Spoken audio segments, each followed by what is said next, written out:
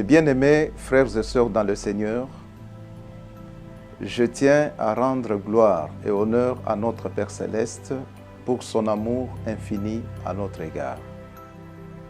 À travers celui-ci, il nous a élus avant la fondation du monde et a fait de nous ses enfants et serviteurs. Depuis mon adresse du 26 octobre 2022 relative à ma position quant à la nouvelle révélation, vous êtes nombreux à travers le monde à avoir accepté de soutenir la voie de l'authenticité de l'enseignement de Christ nous légué par nos pères spirituels.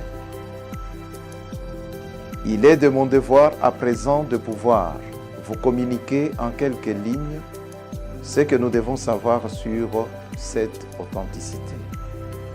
La mission que notre Seigneur Jésus-Christ a confiée à l'apostolat se résume en ces termes.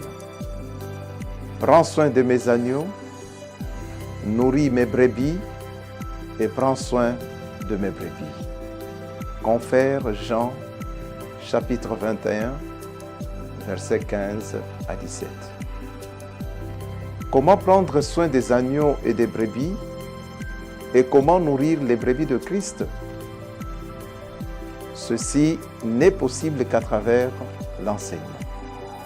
Ce dernier ne peut provenir que de ce que Christ a prescrit à l'apostolat.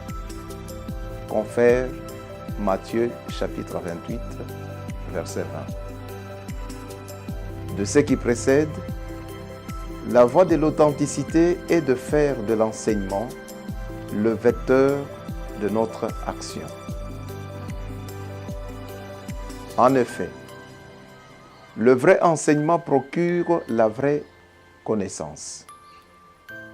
Cette connaissance nous aidera à ne pas périr. Confère Osée, chapitre 4, verset 6. Une commission est déjà mise en place pour produire un arsenal d'enseignement pour les enfants, les jeunes, les fiancés, les mariés et les frères du ministère, en vue d'assurer les soins pastoraux aux différentes couches des enfants de Dieu. Toutes ces connaissances auront comme effet de stabiliser la vie des enfants de Dieu, confère Proverbes chapitre 24, versets 3 à 6. D'augmenter l'amour de Dieu, confère 1 Jean 3. De nous rendre capables de lutter contre le péché, confère 2 Pierre chapitre 1, versets 3 à 11. D'hériter la vie éternelle. Confère Jean, chapitre 17, verset 3. En outre, l'enseignement authentique est de croire en la Trinité divine, aux 3 sacrements, en la vie après la mort, en le processus de la première résurrection, au jugement dernier et en la nouvelle création. La réussite de cette vision dépend de notre engagement et de notre esprit de sacrifice.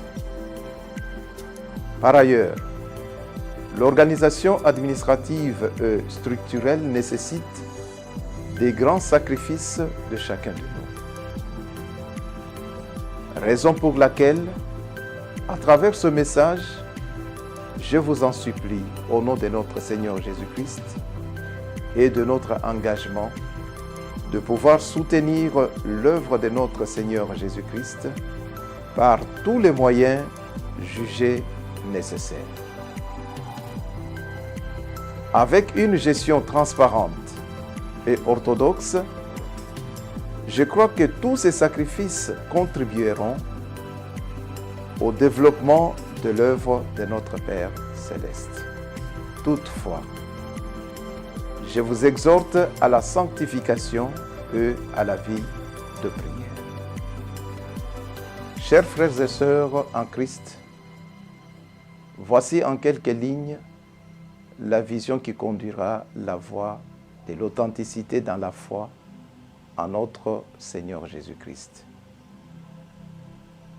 Que notre Père Céleste nous bénisse richement et nous éclaire davantage.